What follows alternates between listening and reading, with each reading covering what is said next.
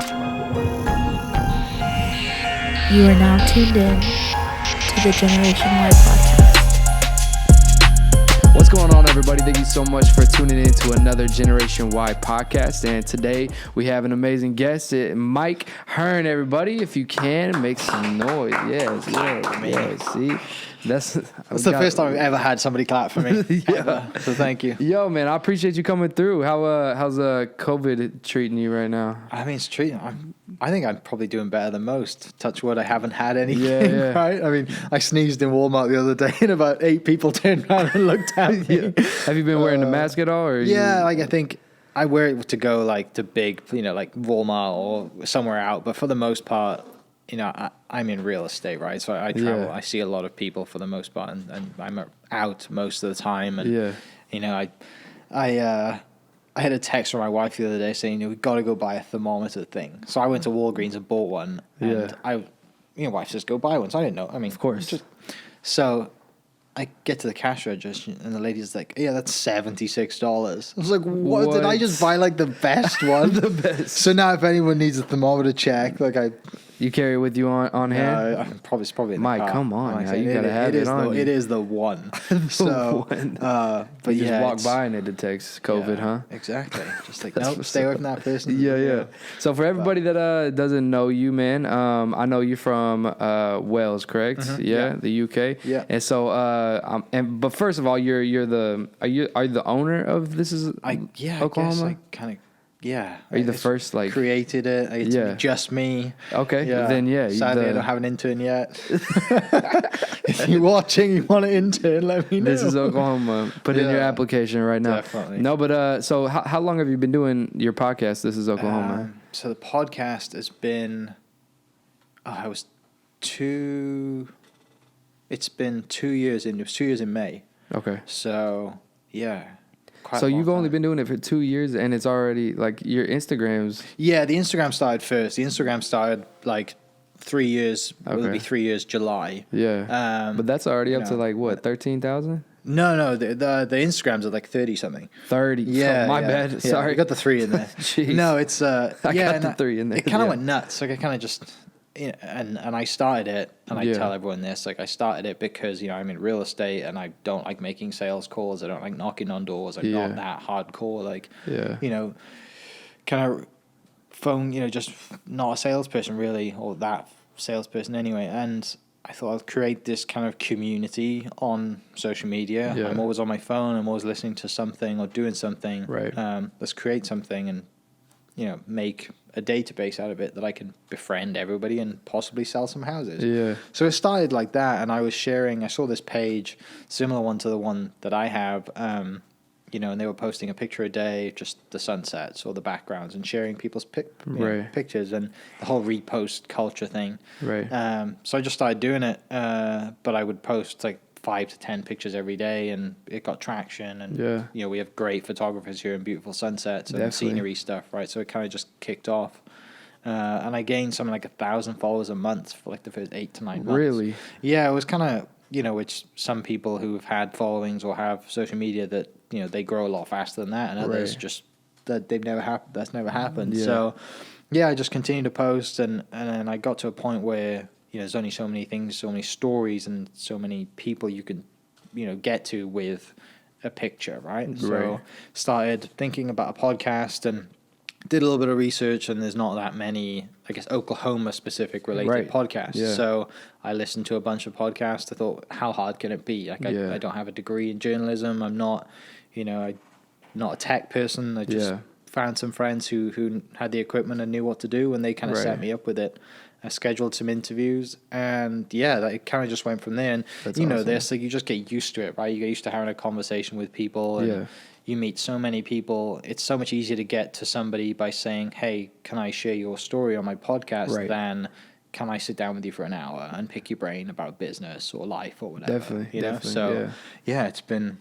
It's just over 2 years of podcasting. That's awesome, man. Crazy. So, yours is obviously centered and focused on Oklahoma. And so, what made you want to really let Oklahoma shine? And, because even Alex says this is, Oklahoma doesn't really get that much shine but it actually has some great stuff and great people in it. So. Yeah. And I'm from Wales, right? So I came to the States to play golf in college, and when I came out, I never thought that I'd stay. I was always thinking about going. You still play golf? Yeah, still playing. Yeah, every Thanks now for and the then. invite. We should. Yeah, I need to play more. I'm starting to get back to playing more. Heck yeah. Created a golf series around the podcast. The golf series to the podcast, just so I could have an excuse to play more golf. There you go. Smart guy. But yeah, I came to the States to play golf in college, and never thought I was going to stay. And then people just grow on you here. Like everyone's really nice, and I just took to it. Really, my senior year, I thought I really want to stay here. Yeah. And then graduated and like met my wife and got married and then ended up staying that way. I was thinking I'll do a master's and do a student visa or whatever, but life has different plans, right? So that happened, and then I got the reason for like I said, the reason for starting the whole This Is Oklahoma initially was to sell houses. So what is a common love that we all have? Well, it's the state that we live in. Definitely. And quickly I realized that I don't want to like brand this whole thing as Mike Hearn's real estate podcast. Yeah. Because, when I reach out to someone and hey, can I have you on my podcast? Oh, what's it called? Oh, it's my real estate podcast. They're going to have that, it just doesn't come across right. So you're trying to sell me something straight away. Yeah. So I just looked up, I think my brother-in-law and sister-in-law were talking about This Is Us at the time. I'm like, This is Oklahoma. Okay, let's see if that's available. And it was. Wow. So I just jumped on it straight away. So the name was inspired by This Is Us. Yeah. And I've never seen This Is Us either. So my brother-in-law was just talking about it. Hey, man, if you want to have a show that makes you cry at the end of every episode, that's it right there. Right. So I'll probably have to check it out if I need some sob stories. Right? Exactly. Feel good about myself. Get you in the feels, yeah. But yeah, like that's kind of how that started. And then, I quickly realized that I don't want to sell on the podcast. Yeah, I'll make friends, but the podcast will be for purely my guest story. Yeah. I haven't shared my own story on the podcast yet, which people have been asking me to do, which talking just to a microphone on my own might seem a little strange. I'll probably have to have somebody just talk to me about it, like kind of what we're doing now. I just clip this one and post it on. Right, yeah. Go for it, yeah. But yeah, so I still do real estate, but from then on, from 3 or 4 episodes in, it was okay. Like I'm doing this for the story, to share stories, and people might know who the business is, but they don't know who the business owner is. Wow. How that business owner started it, what their story was, how what they've done to get there. And podcast is, it's like there's a Welsh guy hosting it, and it's about Oklahoma. So that's pretty cool. It's just a little different. So I'm not, my guests are anywhere from athletes, business owners. I've had a few politicians on. Not to talk politics, to talk about their story, right? Because I don't want to get into any of that. Definitely. It's been, we've been on. You and Justin have been on, and just shared some stories that I think. And the good thing is, I'm never going to run out of content because everyone's got stories. Yeah. Justin's been on 3 times, I think, right? And you came on the most recent time, but. It's just kind of gone from there, and it's just kind of just grown into something. The Instagram has continued to grow, and it's at some like 35, I think, thousand now. That's something like crazy. That, That's which awesome. is it's so weird. Like I tell people that like I'm the one, I'm the person behind it, and they're like, why? Oh, you're from Wales. Wales like, guy? what does that mean? Yeah, What's the point in that? You definitely don't have an Oklahoma accent for sure. Sadly, so. no. I have 1 pair of boots, and I need to get some more. It's about as far as it goes. That's what's up. But, yeah. Who's been the most interesting person that you've interviewed so far? I'm trying to. So. Everyone has a story. Everyone's interesting, right? Yeah. But for me, my first one where I like really kind of geeked out a little bit, I had Matt Hoffman on the podcast. Really? So BMX or Hall of Famer Matt Hoffman. Like I grew up playing his video games. Like he was like the BMX version of Tony Hawk growing up, right? Definitely. So I had him on. That was last year, and then most recently. I had on a lady named Camille Hearn, who she's 38, 39 right now. She's been a runner her whole life, grown up running, and she won the Oklahoma City Marathon, but she was about to retire. She worked at OU Science Health in research, and she was about to retire from running about 33, and someone else, a friend of hers, said, do you want to try ultra running? She's like, what is ultra running? So she gets into ultra marathon running. Basically, know anything what that more is. than a marathon is an ultra. Oh, okay. So she gets into that, and 5 years later, she has 5 world records. She's a Nike contract. She's Wow. a professional athlete. She's not working anymore. She runs for a living. That's crazy. And like that went out that was last week's one. That was pretty awesome. Wow. But then there's like everyday stories, like, you know, just normal people like me and you that just, Yeah. you know, some people may work 9 to 5, but they have a passion that hardly any people know about. But that passion is, you know, their world reach on their passion is pretty significant. Definitely. Yeah, it's you know, I've had guests on 2 or 3 times that tell different stories. Something's happened in their life that's different, and you know, guests that you guys have had on that I you know, I'm probably going to have on in the future. And I know you had Deanne on, right? Yeah, Deanne's going to come on this Oklahoma soon. Yeah. We met in college, and she's awesome and doing great things. So I'm excited for that one, because that's one where, you know, I get to interview a friend.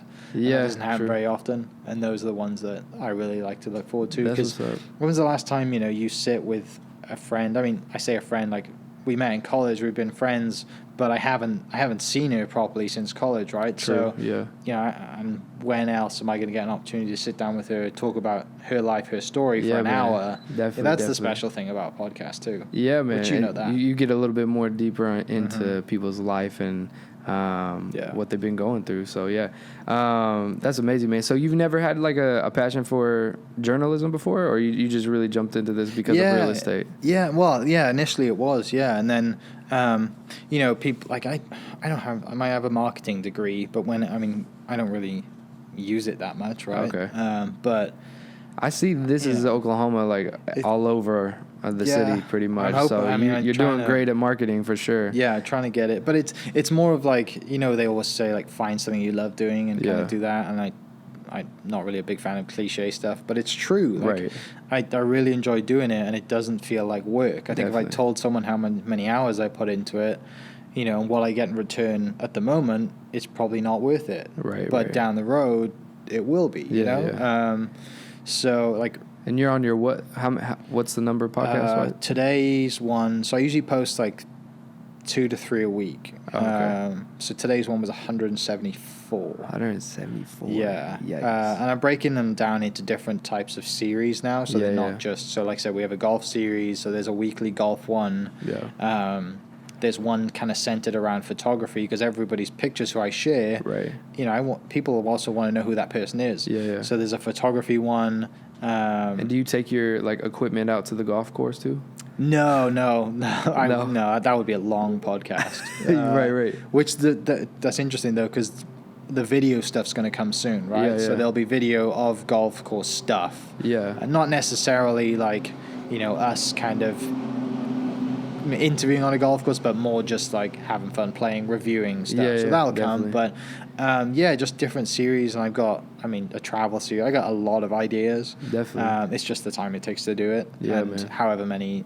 I think going forward, I want This Is Oklahoma to be like a network. Okay. Rather than just one podcast stuck to one area. Like going and find somebody that, hey, I didn't know that they did that. Right. Yeah. So, you know, under a network, it kind of just has so many different, you know, genres or shows or whatever it is, right? So there could be a music element, there could be a travel, sport. There's so many stories and so many different things here that, you know, that's my kind of plan going forward.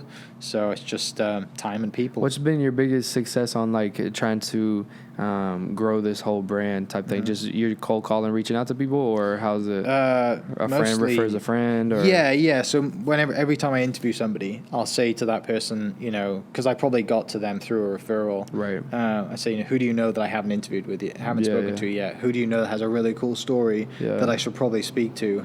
And that's led to, you know, loads of interviews. And then, you know, because it's better, you know, if you get a message from someone that you trust that's a friend that says, hey, I was just on this guy's podcast. Yeah. You know, I think you should do it too. Then it means a lot rather than cold call or an email. Definitely. But sending messages through Instagram, sending emails, I've got to a lot of people through that. Even, you know, you have people who have over 1 million followers. Like, you send them an email, send them enough emails, they're going to respond to you. You know, definitely. I had a lady on, she's a CrossFit athlete, or was after the whole current thing that's happening in CrossFit right now, but I think she stepped down from CrossFit. But at the time, her name's Brooke Wells, and she has 1.2 million followers. Wow. She's one of the Is she from fittest. here? She's from Tulsa, yeah. Wow. She's one of the fittest female CrossFit athletes in the world. Wow. She's like second in the States and 10th or something in the world.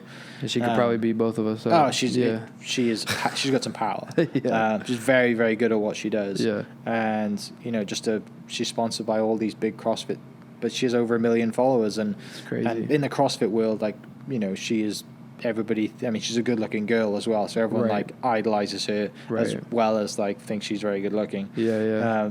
But she's a huge following, and I sent her 3 or 4 emails, and she said, "Yeah, let's record. Like, can you come up to Tulsa?" I'm like, "Yeah, sure." So we drove up to Tulsa, recorded in the gym that she works out at CrossFit T-Town, and awesome. I took a friend with me who I'm not a CrossFit athlete, but my friend has done CrossFit for a long time. Yeah. And he was like falling in love with her while we were doing the podcast. Like looking at him, he's just like dazing into her. Fix the camera, stop. Yeah. So, but like everybody can be reached. Like everyone has a point of contact. That's true. And that's the best thing about it is like, people ask me, how'd you get this person on? Just send them a message. Send them enough messages. Right. Like keep following up. And I guess that's like the sales side of me is it's easier to keep following up over email than it is to cold call and get, just like kind of door slammed in your face. But email, you'd never see that person if they don't reply. So just keep sending, once a week. Hey? And I have a list of people who they're like the dream kind of top 10 list on a podcast. Yeah. They just keep emailing every week. That's awesome. One day they're going to see it. Definitely, that's true. We kind of do that even whenever we're booking schools and stuff like that too. So you're right about the emailing thing for sure.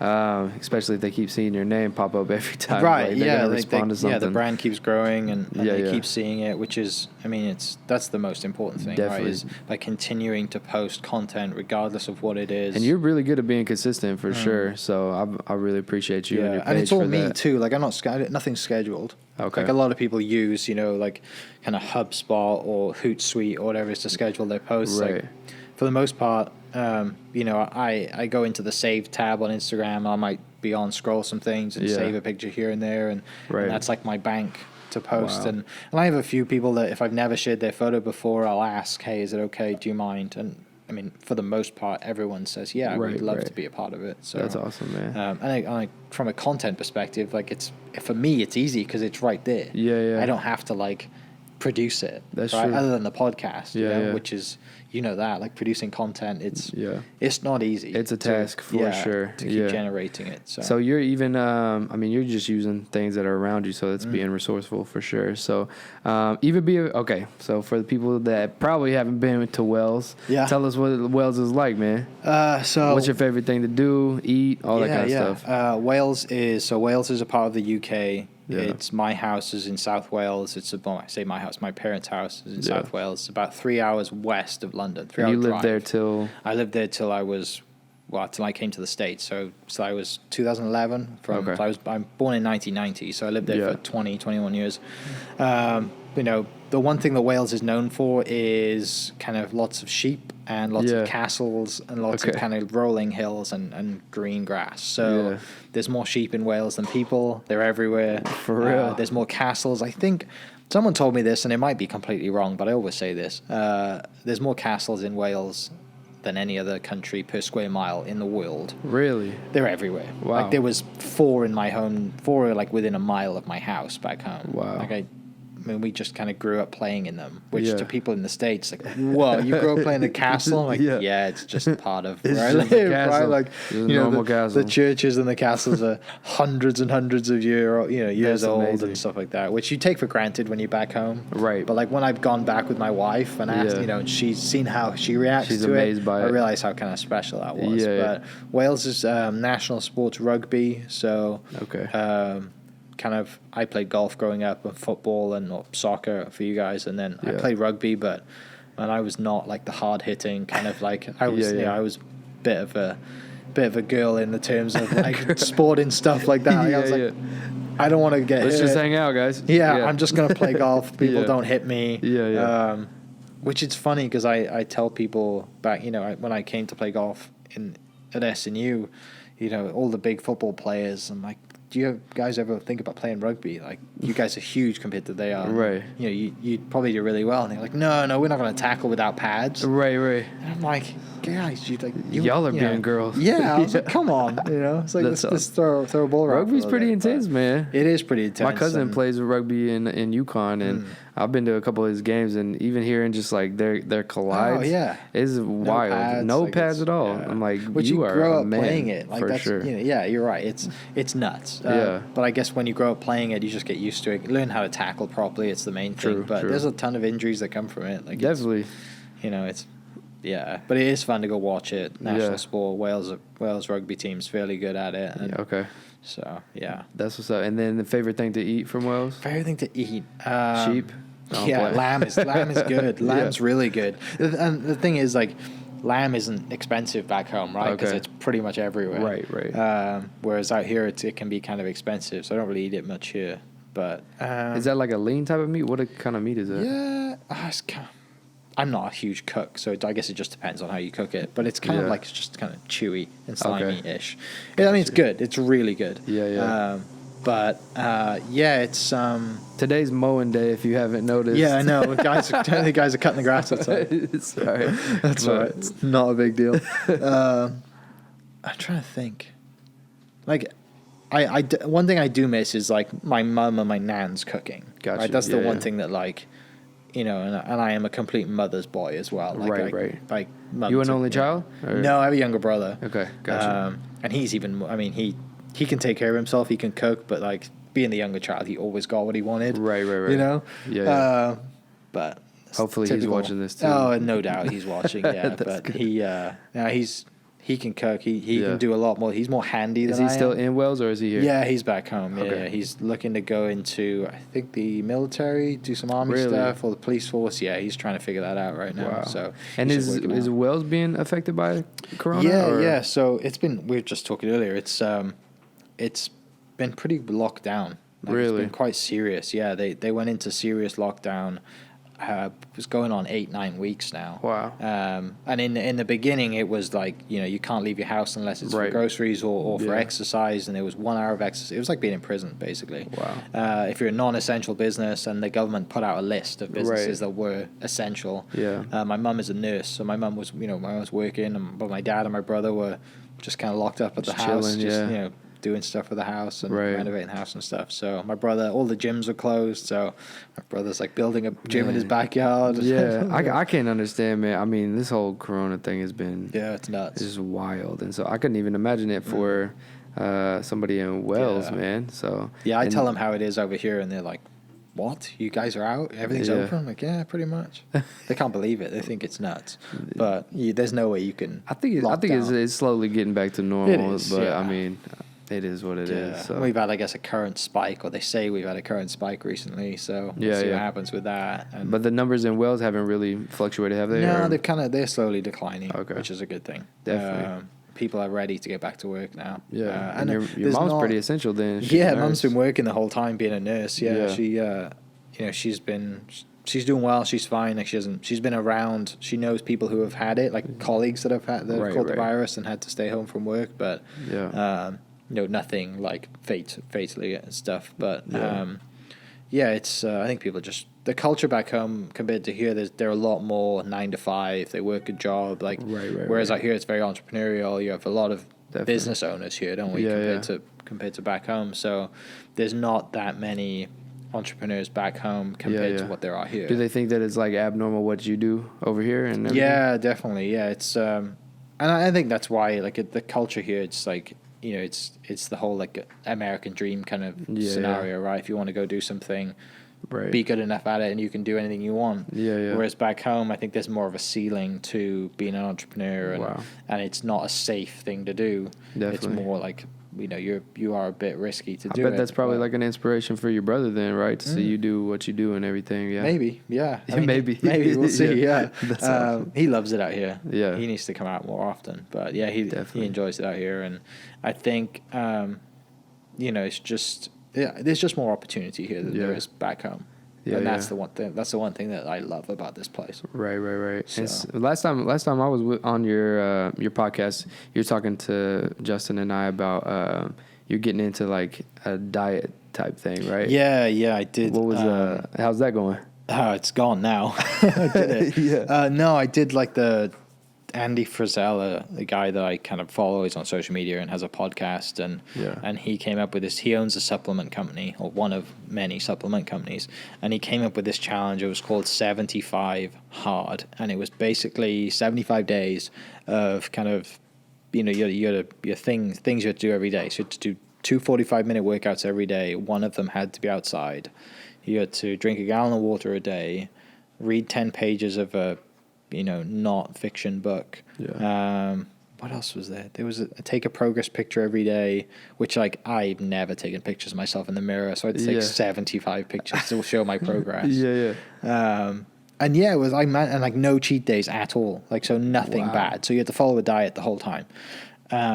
Which like I snack more than any. I love to snack. Like little bits of chocolate, candy. Of course. I mean, can of Coke here and there. I am a big fan of snacking. Yeah. But yeah, I managed to stick through it and lost like, what was it? So I was training for a race, so training for an ultra marathon, the first one I'd ever done. And I went from like 198 to race day, I was 168 pounds. Wow. And that was February 13th. And since then, I'm 175 now, comfortable. Like, I can eat what I want now, right? Yeah.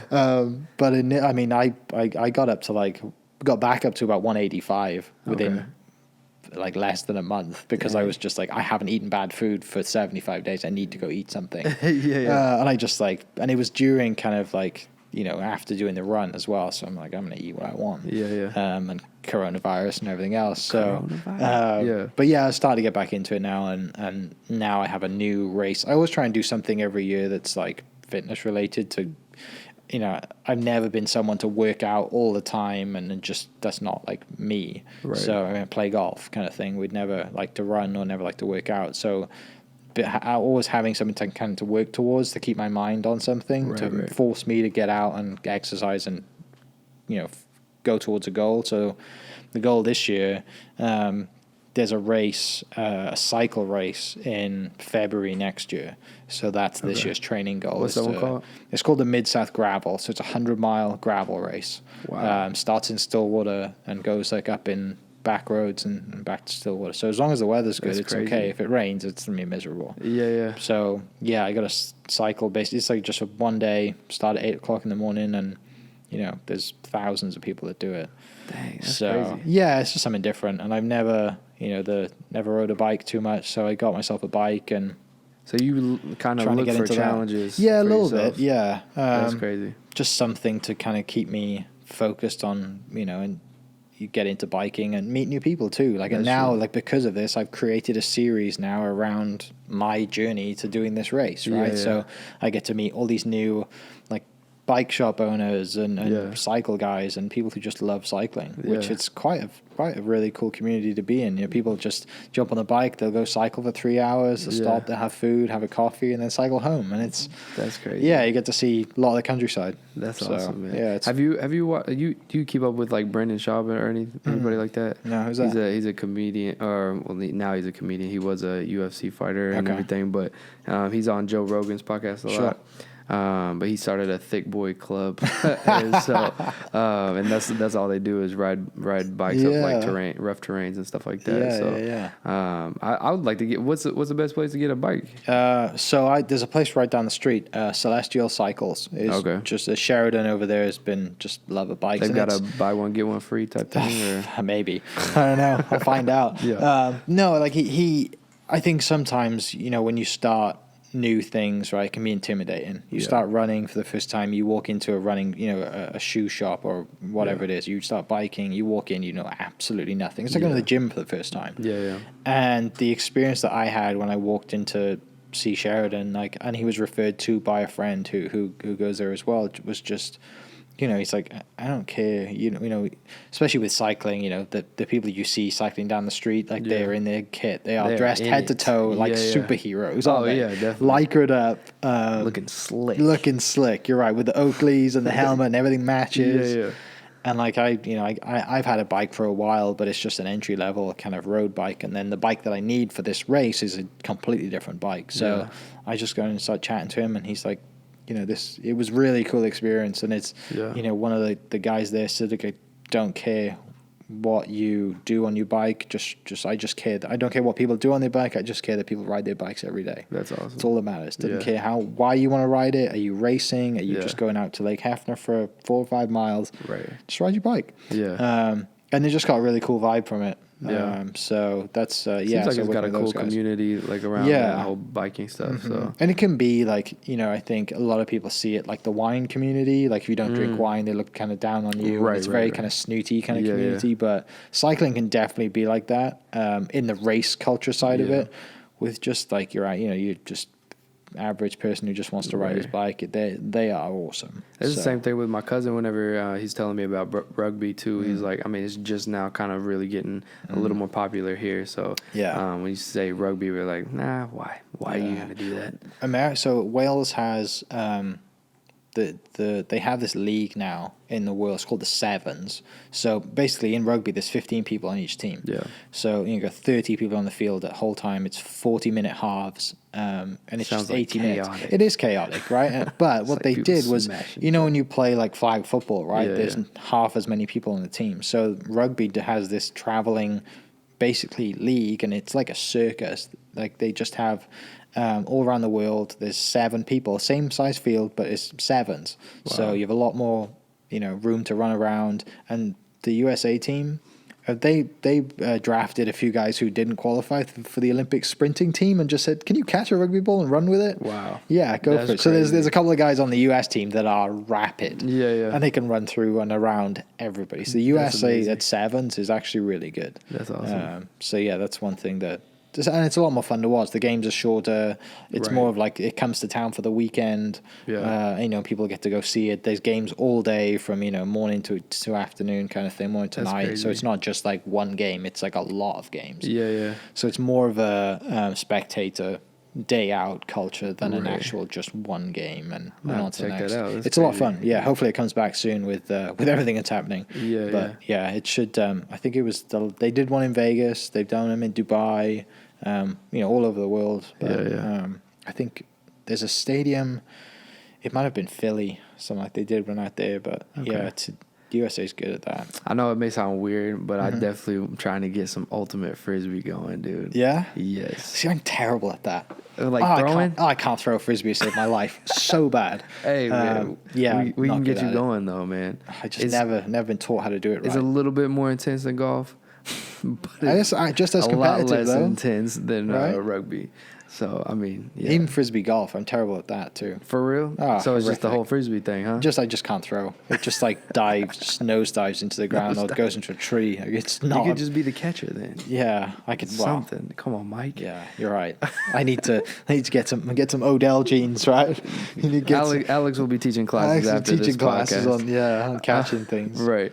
But, man, so like for anybody that's out there, whether it's a student or a young entrepreneur or anybody wanting to start their own business or something like the lane that you're going in, you know what I'm saying, or you're already in. What's some things that you've learned, some trials that you want to even give advice on, or even just telling them just start, you know what I'm saying? I know that's a big thing as well. So yeah, I mean, you're right with that. Like just start. And I'm not a tech person. I have no idea how you were asking me sound engineering questions earlier, and I'm like, I have no idea what you're talking about. Like the box thing that I record into. Yeah. So like I found, and luckily enough, have friends who either have friends who know other friends who are good at things. Yeah. And the good thing about Oklahoma, right, is everyone knows pretty much everybody, and everyone's nice enough to just say, yeah, I can help you with that. Yeah. So I seeked out some people who knew what they were doing, helped me set everything up. Right. And then just press play and record. Yeah. And early on, I really prepared a lot for my interviews because I'd never done it before. Yeah. You know, I had a lot of questions and just had more questions than I needed to ask. So, and I didn't follow a script. I just kind of had them laid out on the table to wherever the conversation was going. I could pick something to fit it in. Right. And there's nothing worse than when you're an interviewer is like, you know, you're thinking, what am I going to ask next, right? You just have like, it's a blank, it's a weird feeling, but when you get that nerves and when I really prepared it, that took that nerves away. Yeah. And like, it's easier now than ever to produce content, right? That's true. To do a podcast, or I mean, you guys have a really sick setup here compared to what I have. I have a Pelican case, and that's it.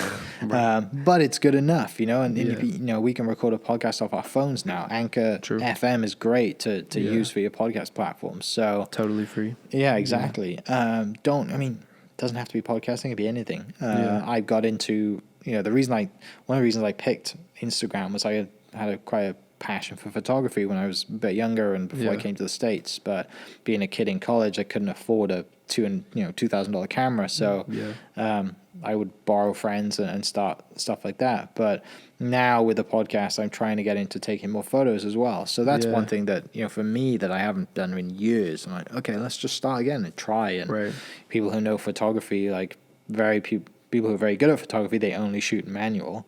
Whereas I'm still like playing around with the auto, and I'm like, I'll try this one a little bit. I always take now pictures in both just to compare, but it's a process, isn't it? Like, I've been doing this for 2 years now, the Instagram for 3 and the podcast for 2 years, and you know, you just got to do it, like, and do it as many times as you can do it. There's been times I've done podcasts and I'm just like, oh, that was awful, and I've in the editing, you can fix sound really easily. You could take out gaps and cut it, and but yeah, there's going to be those nuggets. There's going to be those little bits of content that are just gold. Definitely. You know, you sit with someone for an hour, and they might have been the worst interview ever, but they are going to say something for 30 seconds that is going to be great for an Instagram video. Right. Exactly. So, but just like I never grew up around tech stuff. I'm not great like fixing things, and I just managed to, you know, create something that I guess some people like to. I mean, who doesn't like sharing stories about themselves, right? Like when you have someone as a guest, you're giving them a platform to share their story. Exactly. So that's another thing.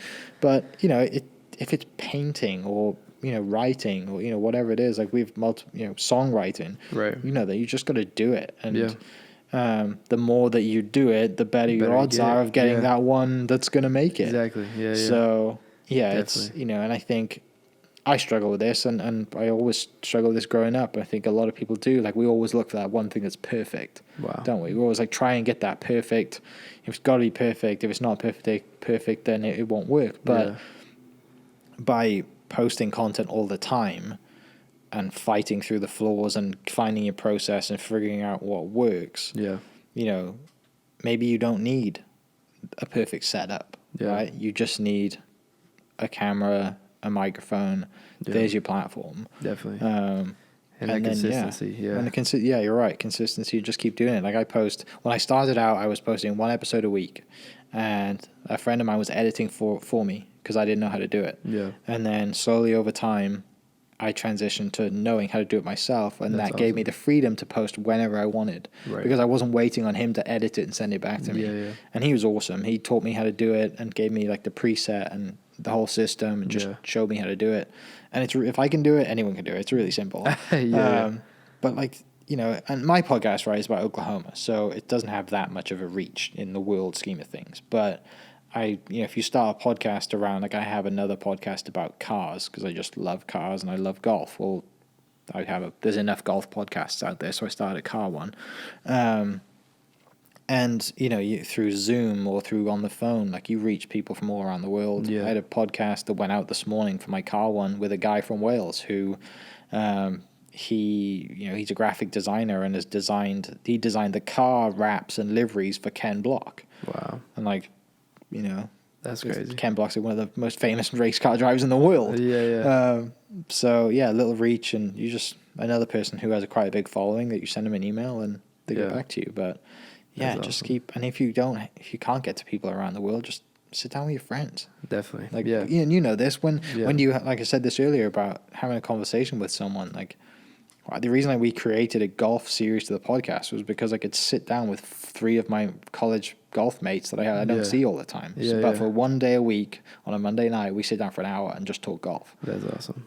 The thing is, we just press record instead of like, you know, it's just microphones in front of us. So that's been really cool to connect. But yeah, I mean, it doesn't, if 4 people listen to it, if your family listen to it, it doesn't matter, right? It's just like, and I think the one thing it's definitely got me like better at is just conversing in general. You know, like meeting people on the street, regardless of if the microphone's out, I'm better at having conversations with people and finding out, you know, what makes them tick and what they like to talk about, rather than, you know, just like meeting someone and now like everything's on their phone, right? Everyone's thumbs are going and texting people, but they don't have real conversations. So it's much easier now to have like a legit conversation with somebody and think, oh, okay, like, you know, just now it's normal. But initially it wasn't. So that'd probably be okay. Perfect, man. And who's the next person that you're going to be interviewing that they could be looking out for? Oh, so the next podcast to go out. So I just interviewed a guy named Gray Frederickson. Gray is not in our era, but you would have known the movies that he's helped produced. So it was through a partnership with Dead Center Film Festival, was last week. So we recorded, me and Lance McDaniel both interviewed Gray. Gray was a producer, one of the producers on The Outsiders, which was shot in Tulsa. Wow. Apocalypse Now, which is granted as one of the best movies. The whole scene of like helicopters flying in with the music blaring in Vietnam or whatever it was. Like it was like one of the big action movies, and the first one to have surround sound back in the day. Back in like, I think it was late 70s, maybe 80s. With Martin Sheen, not Charlie Sheen, so Martin Sheen, Charlie's dad. And then he also was a producer on The Godfather. Really? So like, and Gray is 82 right now. So we recorded that last week. So I'm waiting on the file to come through, and then that'll go out soon. So that's one that you went to him to record it and everything? Yeah, so with Dead Center Film Festival, we did it kind of in the same setup as this. We did it down because they did everything online this year. So we pre-recorded for that. It's gone out through Dead Center, so if you had a ticket to that, you've probably seen it. But it's coming to the podcast soon, and he's got so many stories about, you know, working with Clint Eastwood and being on set, and you know, The Godfather's like the best movie in the world, right? You know, the series is so. He that was a really cool one. That was one that I just lucky to have through just mutual relationships, and that wouldn't have come from all the other work that I've done. Right. You know, like that's not an interview that you get in your first 10. Out. That's an interview that you get after you've done over 100 episodes. Definitely. You've made all these connections. People trust you. People know that, you know, you're not going to post anything that's going to make them look bad. Right, exactly. Like that's one that was a more of a reward for me. That's awesome. That was a really cool one. That's coming soon. And where's some places that people can follow you? What are your @s? This is Oklahoma everywhere. And then if they want to follow me, it's Mike Hearn _ I think on Instagram. How do you spell it? MikeHearne. Perfect. _ It's just a picture of me with my headphones on recording. Like a boss. Like a boss. That's what's up, man. Maybe. Well, bro, I appreciate you coming through, and you've got some amazing stories, and we appreciate what you're doing for Oklahoma and then just the community in general, man. Yeah. And so follow him on anything and everything @This Is Oklahoma and Mike Hearn _ and everything that he's got going on. And then also be sure to like, subscribe, rate this podcast on anything and everything, Spotify, Apple Podcasts, and everything. So thank you so much for tuning in to this week's Generation Y podcast.